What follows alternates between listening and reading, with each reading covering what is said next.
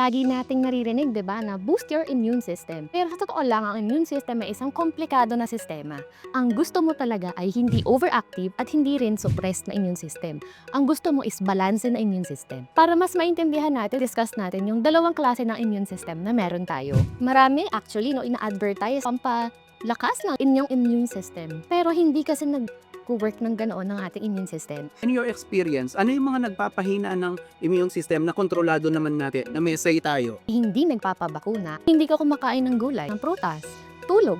Pag ikaw ay obese, ay actually nakakapagpababa ng paggawa ng mga antibodies sa katawan. Kapag ka nabakunahan ka, hindi siya masyadong tatalab. Is smoking. Pag-inom ng alak. Kung ang mikrobyo daw namamatay sa alcohol, mag-isip-isip ka na. No, oo, baka ikaw na yung sumusunod.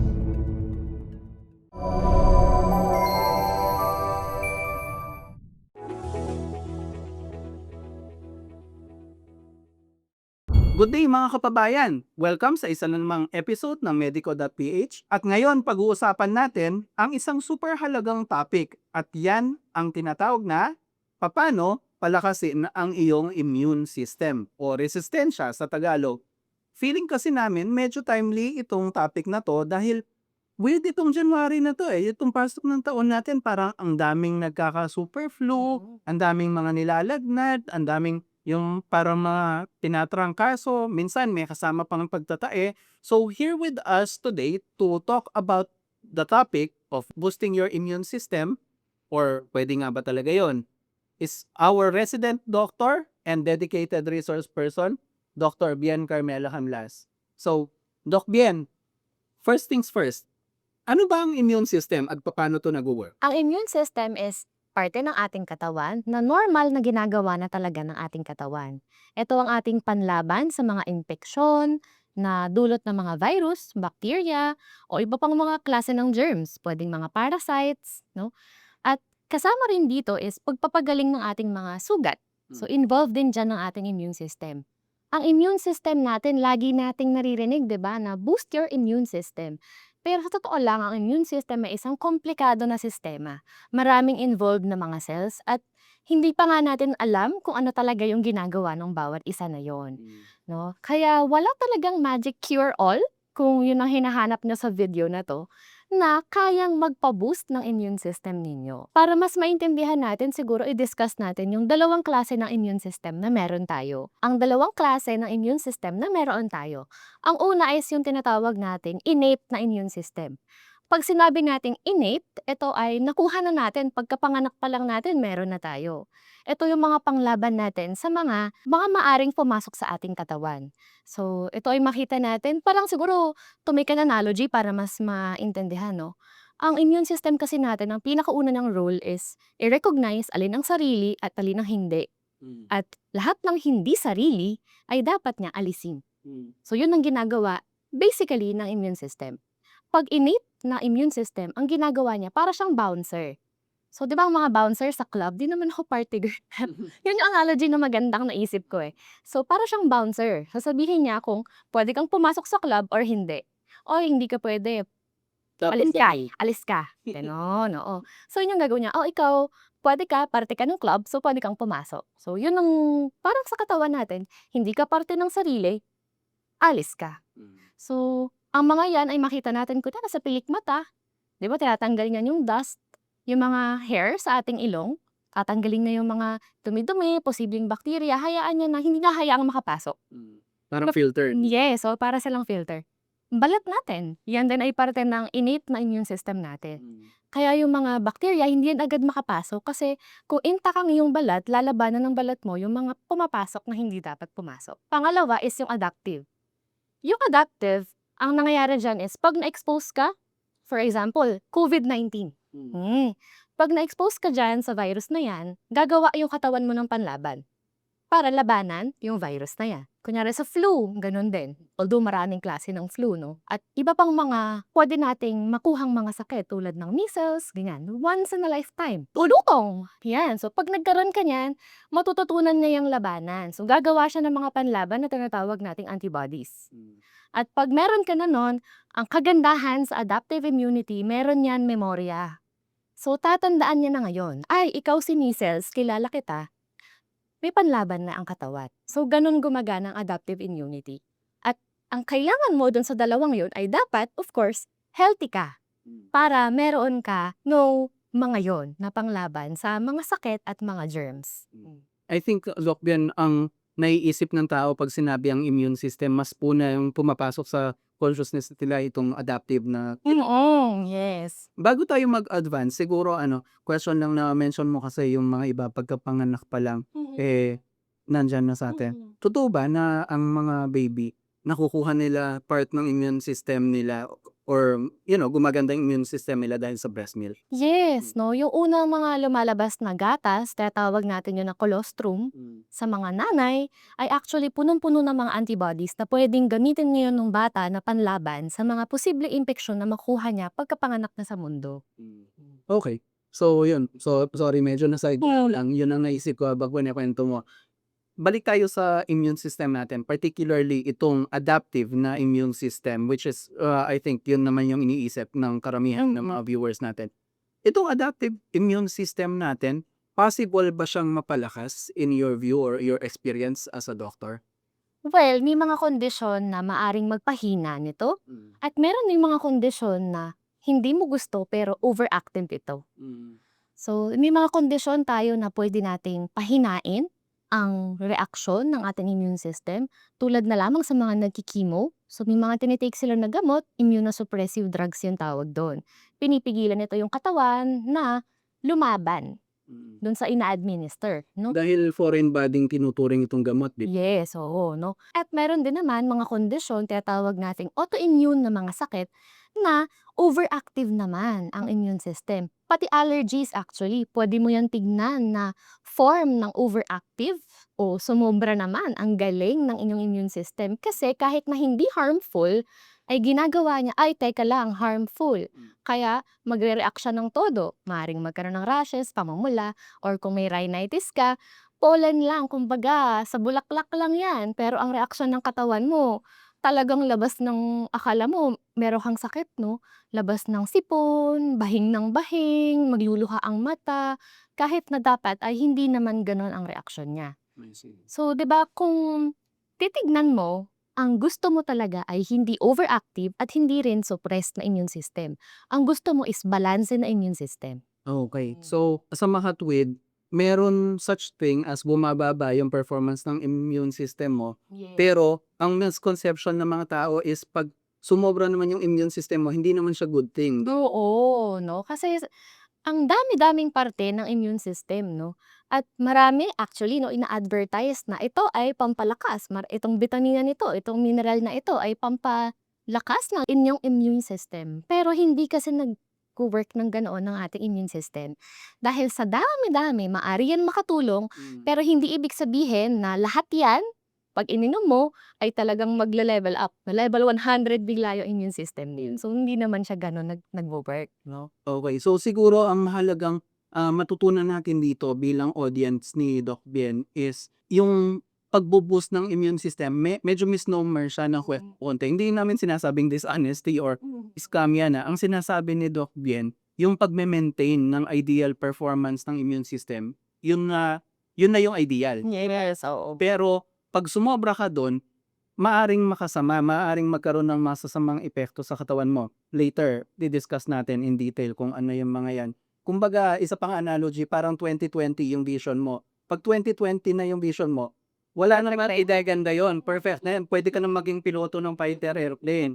Pero, pag sinabing 40-40 or 100-100, bumababa yung kalidad. Pero, hindi naman dahil 10-10 yung vision mo, mas maganda siya sa Oo. 2020, di ba, Doc Bien? Oo, tsaka siguro ang pinakamahalaga po doon ay hindi rin naman masama yung pag-inom ng mga supplement na ito o mga bitamina at mga mineral dahil importante po ito sa ating katawan. Ang gusto lang nating maintindihan natin ay kapag ka nagkaroon tayo ng sakit, hindi natin kailangan i-overdose ang mga ito at iniisip natin na kailangan nating pataasin o palakasin pa ang ating immune system. Dahil kahit na may sakit tayo, gumagana po ng maigi ang ating immune system. Okay. Doc Bien, na-mention mo kanina yung mga nagpapahina ng immune system natin. Gaya ng mga, actually, more on na-mention mo yung mga hindi natin gaanong kontrolado, like allergy, meron ka talaga niyan. Hindi mo naman ginusto yan. Or chemo, kailangan talagang gawin kasi may tinitreat kang cancer.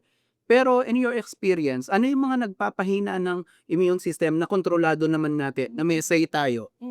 Diyan na papasok ang ating mga healthy habit. Dahil sinasabi natin na ang immune system ay parte ng ating katawan, anything na gagawin natin to make us unhealthy ay makakaapekto sa ating immune system. Una na dyan ay pagpapabakuna. No? So kung ikaw ay hindi nagpapabakuna, mataas ngayon ang risk mo na magkaroon ng mga sakit na dapat naman ay preventable. No? So kung kayo ay kumukuha for example ng yearly na flu shots ninyo, mas mape-prevent ninyo ang pagkakaroon ng flu na grave na kind of flu. Hindi yung sakit lang na lagnat na sinat-sinat, pero yung klase ng flu na maaari kang maospital. Yun ay meron kang say doon, no? Tama. Kaya mo yung i-prevent at kayang-kaya mo yun kunin, no? At meron mga available na mga bakuna para dyan.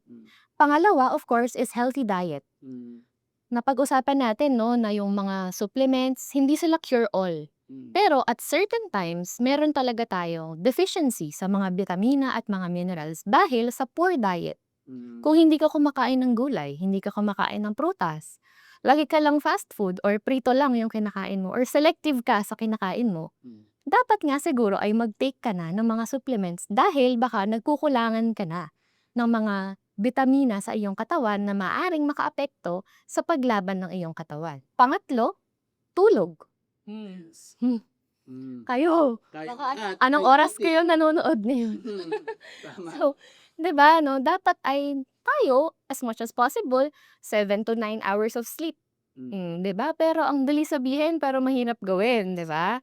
Lalo na kapagka bakasyon o kaya meron kang ginagawa na trabaho, kailangan mong magpuyat, 'di ba? So, ang tulog ay importante para ma-maintain natin ang healthy na katawan na magdudulot ng healthy na immune system. Pang-apat is smoking. Kung kayo ay naninigarilyo pa rin at 2026 na, baka panahon na po na isama ito sa inyong New Year's resolution. Napakamahal, no? Napakamahal na. At ito ay actually, no, makakapagpababa talaga ng iyong immune system, no? Magiging mas prone ka na magkasakit. Kasi ang smoking, napapababa niya yung pag-absorb ng ilang mga bitamina sa katawan na maaring makatulong para ma-maintain ang iyong immune system. Panglima, pag-inom ng alak. So, ang pag-inom ng alak, isa pa po yan, no? Wala po siyang magandang idudulot. At kung hindi kayang iwasan, wag naman pong mag-binge drinking or over-drinking. Dahil ang pag-inom ng alak kung madalas, marami, of course, no, makakaapekto po yan sa ating liver na nagtatanggal ng mga toxins sa katawan na maaari ngayon mag-overload ng ating immune system. So, maaari siyang dagdag pa sa iba pang gawain ng ating immune system. Kasi ang alcohol naman, lason talaga yan. Lason, oo, lason siya.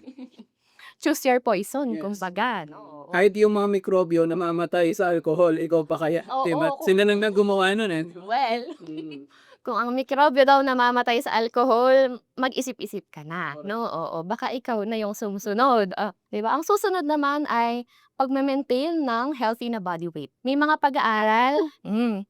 pag-aaral na nagsasabi na ang obesity o kapag ikaw ay obese, sumobra ang timbang, ay actually nakakapagpababa ng paggawa ng mga antibodies sa katawan. Kapag ka nabakunahan ka, hindi siya masyadong tatalab. Hindi siya katulad kung normal body weight, pag nabakunaan ay agad makakagawa ng antibodies ang katawan. So, ibig sabihin, merong epekto ang pagkakaroon ng malaking katawan, hindi ng muscles, pero fats, sa ating immune system, no? At of course, kasama dyan ay ang pag-eehersisyo. Dapat po ay nag-exercise tayo ng at least 150 minutes per week. So, parang 30 minutes in 5 days, ganon. Dapat din daw meron tayong weightlifting na involved. Kahit mga 2 araw daw, dapat daw nagwe-weight training tayo, no? At itong mga to, masimple sila, no? Kapag inisip mo, parte lang ng healthy na lifestyle bukod dun sa pagpapabakuna, no? Pero lahat yan ay meron tayong say at meron tayong magagawa para sa mga yan. At napakadali lang at karamihan dyan, libre lang. At kayang-kaya nilang gawin sa bahay.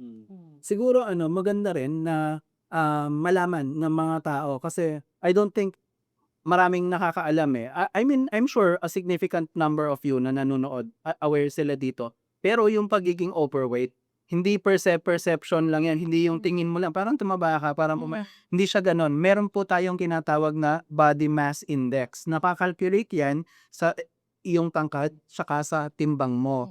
Ngayon, kung hindi niyo pa narinig yun, kahit i-search niyo lang po sa Google, BMI calculator. Pwede mo i-enter dun yung taas mo, tsaka timbang mo, pati yung, gender mo. Sasabihin niya sa'yo kung ano yung BMI mo, tapos sasabihin niya kung ilan yun. So, anything below 25 I think is not overweight yet. So, tipong, kung tama maalala ko, mga 21 to 24.9 considered na normal ka pa. Pero 25 and beyond is overweight, beyond that, obese, pwede ring maging underweight. Pero sa atin mahirap po kasi, sa ating mga Pilipino, kasi may tinatawag na Asian BMI. Pareho ang kalkula ng BMI, pero yung normal tsaka overweight magkaiba. Kasi sa mga Westerners, I think ang 23 sa kanila is normal pa. Sa atin dapat 22.9 dapat. Sa lalaki, Kaya ang hirap-hirap po talaga. Minsan nade-demoralize na nga ako, eh. Pero 'Pag kayo iba nga 'pag nalungkot titignan ko na lang yung US. US ako rin, actually. Sa US normal pa ako, eh, gano'n. as silly as that sounds, ginagawa ko yun sa Zoom, hindi sa international na method, eh. Sa mga phone niyo rin po, kung ayaw niyo sa internet, may mga app, I think sa iPhone na built-in na yata siya, may kina-calculate niya yung BMI mo. So, subukan niyo po. Oo 'no, at importante yan dahil puwede na lang ipasok sa kanilang New Year's resolution, ang pagbabawas ng timbang. Wag mo na lang titignan araw-araw. Malulungkot ka lang tsaka magiging impatient ka. Siguro week per week na Doc, yan? Okay. Balik tayo, Doc Bien. So nasabi niyo na yung mga maaring magpahina ng immune system and conversely, yung mga maaring magpalakas, 'di ba? Eto, na-mention niyo kanina ng pahapyaw na hindi mo rin gugustuhin na OA yung immune system mo. Ano yung mga posibleng maging problema mo sa kalusugan 'pag OA naman ang iyong adaptive immune system? Kapag sinabi natin na overactive ang inyong adaptive immune system, ang nangyayari ay nagkakaroon ng problema sa pagre-recognize ng sarili o ng self. Ibig sabihin, parte na siya ng iyong katawan ay nilalabanan mo pa. Diyan pumapasok yung mga ibang sakit na tinatawag nating autoimmune na mga disease. Kapag ka overactive, kunyari, for example, napag-usapan natin sa isang video, yung pagkakaroon ng problema sa thyroid. Merong certain na thyroid disease na nilalabanan ang thyroid hormone. Ang thyroid hormone ay mahalaga. Kapag nilalabanan ngayon ng katawan mo ito, nauubos o nawawala yung mga thyroid hormone at pwede kang mag-develop ng goiter. Meron pa yung tinatawag nating rheumatoid arthritis. Naku, may video tayo Arthritis. diyan. Napakasakit na kondisyon yan. Na kondisyon, no? So, ang arthritis, pwede siyang autoimmune na disease, no? Nilalabanan niyo yun ng katawan mo, yung mga parte na yun, kaya nagkakaroon ng problema. So, ayaw mo ng overactive na immune system. Psoriasis, 'di ba, Doc? Discuss yun, Yes, oo, no? Sarili mong balat niya yun. So, kapag sinabi natin na autoimmune, ang nangyayari lang is nilalabanan ang sarili at ayaw mo yun mangyari, no? Dahil nagkakaroon ng mga problema at kadalasan dyan, ang kapalit, of course, ang immune system natin, ang epekto niya is pamamaga, inflammation, dahil lalabanan niya, no? Yung inaatake niya. So, doon sa area na affected, madalas may pamumula, pananakit, mainit, yung pakiramdam, no? At kung ano yan, kung saang parte man niya naapektuhan, ay ganun ang mangyayari. So, ayaw natin na overactive. Gusto natin ay normal at nare-recognize ang sarili ng ating immune system at nare-recognize na ang mga foreign o ang mga nakakasama. Doc Bian, ito, question lang. Gusto ko lang i-confirm sa'yo. Kasi may mga narinig na ako sa mga kamag-anak, tsaka mga kaibigan na mga kababaihan, na sabi nila, nakukunan sila dahil sa masyadong yung medyo OA din, yung immune system. Totoo ba yun? Medically factual ba ito? Yung sinasabi niyo 'no, baka yun yung RH incompatibility. Meron talagang nangyayari na kung sakali na ang parents ng isang bata, kunwari ang nanay RH negative tapos yung tatay RH positive, may tsansa na ang dugo ng bata ay RH positive, kunyari O positive, gano'n o kaya B positive. Tapos yung nanay niya ay B negative. Sa unang pagbubuntis walang problema. So mailalabas normally yung bata. Pero sa subsequent o mga sumunod na pregnancy, maaari na ngayon magkaroon ng problema dahil gagawa na ng antibodies ang nanay against sa Rh positive na mga bata.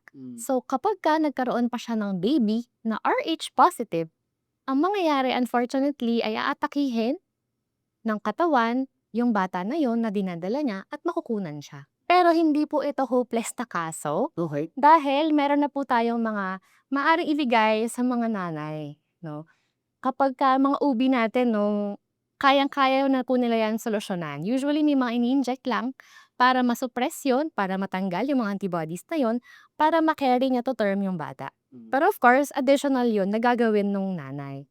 Ay tutusok na 'yun every time, every now and then 'no, para ma-prevent yung pag-atake ng kanyang katawan sa kanyang baby. Siguro ang takeaway natin dito, 'pag magjojowa ka, magpapakasal ka na, magpa-blood test muna kayo para medyo aware kayo. Hindi, real talk lang, 'di ba? Ayaw niyo naman sigurong magkaproblema sa pagbubuntis yung mga asawa niyo. So, maganda ikonsulta niyo po sa OB-GYN ninyo 'pag nagbabalak na kayong mag-anak, para mabigyan kayo ng siguro ng agap para walang untowards na mangyari. At sigurado ay magiging parte naman 'yan ng check-up ninyo sa inyong mga OB. Very good. So, yun, good to know. Okay, so may ganun pala, no, Doc Bien, medyo kakaiba itong kondisyon na to. And ang weird para sa akin na sa una tatanggapin niya, tapos sa susunod hindi na niya tatanggapin. Kakaiba talaga ang behavior ng mga katawan ng tao. Anyway, Doc Bien, medyo mahaba na yung discussion natin. Any final words of advice sa audience natin bago tayo mag-close? Bale, sa immune system po natin, hayaan lang natin na gumana ang ating immune system. Wala tayong kailangan gawin na additional, na more than normal, more than the health requirements na meron tayo. Maaaring makatulong ang mga supplements at mga minerals para tandaan po na hindi po yan cure-all. Hindi po yan magic pill na kumbaga ay biglang gagaling ang inyong immune system. Ang tamang pagkain, ehersisyo, at pagme-maintain ng normal na body weight pa rin ang importante para ma-maintain ang healthy na immune system. Makapagpangalan naman kasi yung mga nagbebenta ng supplements. Immuno this, Immuno that, di ba, Doc Bien? Pero wala marketing yan. Kasama na talaga yan sa day-to-day life. Anyway, ito po si Glenn ng Medico.ph along with our partner in health, Dr. Bien Carmela Canlas. Kami ay magpapaalam muna, pero mag-iiwan kami ng message na stay happy, stay healthy, and hopefully, hindi kayo dapuan ng sakit as much as possible. Bye-bye!